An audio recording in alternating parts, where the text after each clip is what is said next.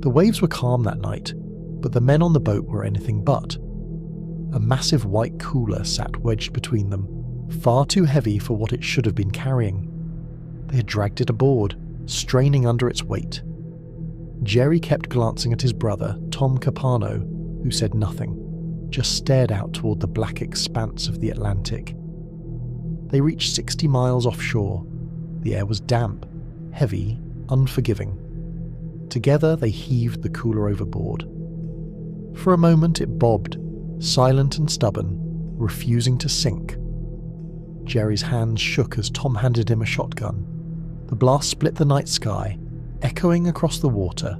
Holes ripped into the cooler's surface, but still, it floated. Tom swore under his breath. Without hesitation, he dragged the cooler back aboard, unlatched the lid and revealed the truth Jerry already feared.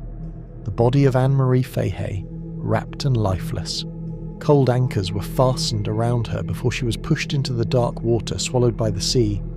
The cooler, now empty, drifted on the tide, proof that would later rise back to the surface. On June 28, 1996, Anne-Marie Fahey was supposed to be home. She wasn't.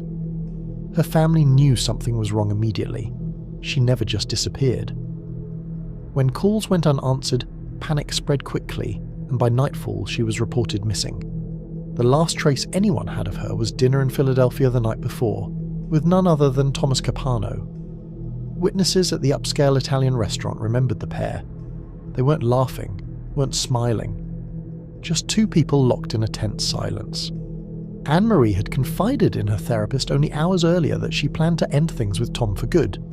She wanted him out of her life, his phone calls, his pressure, his control. But Tom had sent her an email before dinner, promising laughter, promising a surprise that would make her smile. That surprise never came. By Tom's account, he dropped her at her home around 10 p.m. and drove off. But detectives quickly saw cracks in his story. He claimed he stopped for gas that night. The station he named closed at the time. His credit card showed no such purchase. Anne-Marie's absence wasn't voluntary.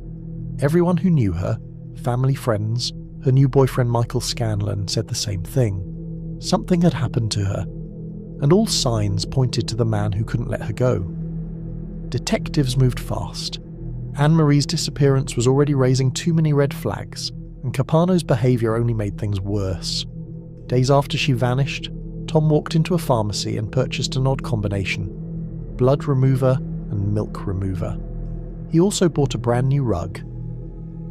When police searched his Wilmington home, they noticed something unsettling. His longtime housekeeper had been told not to come by around the time Anne-Marie went missing. When she finally returned, there was a new sofa, a new rug, and nothing left of the old ones. But Tom hadn't cleaned up as well as he thought. 3 small drops of blood hidden in plain sight belonged to Anne-Marie. A chilling clue. Proof that whatever happened, it happened here. The blood evidence told detectives one thing: Tom hadn't acted alone. Disposing of a body, furniture, and evidence wasn't something he could do himself. And soon their instincts proved right. They turned their eyes to Tom's brother Jerry. The Capano family was powerful, but Jerry wasn't untouchable. When police raided his home in August 1997, they found cocaine, marijuana, and 21 firearms. It was leverage, and it worked. Faced with prison, Jerry broke. He told them what really happened.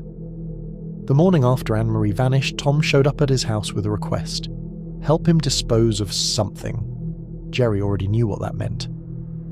They drove to Tom's place and hauled out a 162-quart cooler, so heavy it took both men to lift it.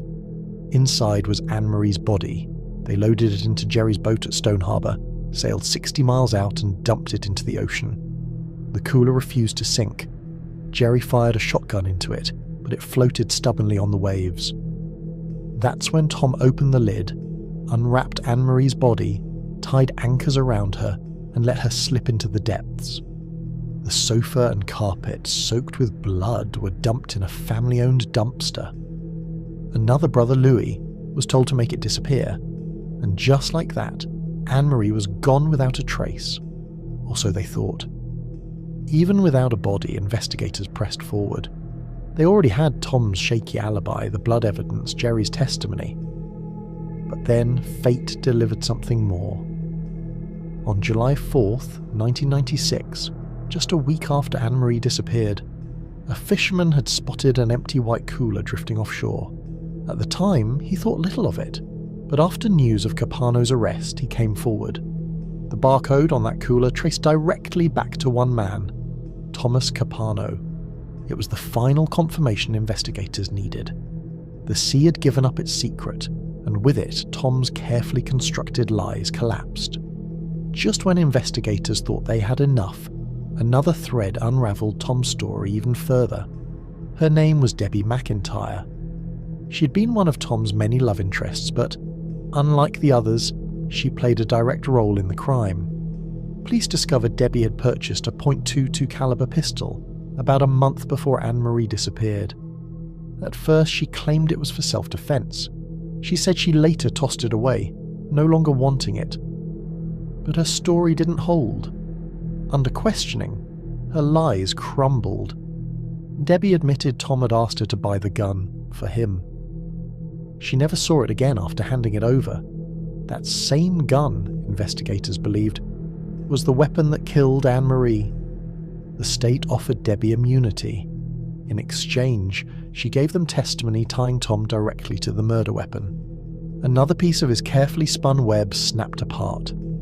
October 1998. Wilmington's courtroom was packed. For 12 weeks, the state of Delaware put one of its most prominent attorneys on trial for murder. The prosecution laid out the story in relentless detail. The obsession, the lies, the cover-up, the cooler at sea. They had no body, but they had blood. They had Jerry's testimony. They had Debbie's confession. Piece by piece, the puzzle formed a chilling picture of Anne-Marie's final hours. Tom should have stayed silent. His lawyers begged him not to testify, but arrogance won. Taking the stand, he told a bizarre tale, that he and Anne-Marie were together when Debbie burst in with a gun, threatening to kill herself. Tom claimed he wrestled with her, the gun discharged, and by sheer chance the bullet struck Anne-Marie. It was desperate, it was unbelievable, and when Debbie testified, she tore his story apart, denying she had ever been there that night. The jury didn't take long. On January 17, 1999, Thomas J. Capano was convicted of first-degree murder. The man who once held power in Delaware's legal and political circles was now facing the ultimate sentence: death. Tom Capano went from Delaware's most powerful lawyer to death row inmate in a matter of months. His death sentence was later reduced to life without parole, but in 2011 he died in prison.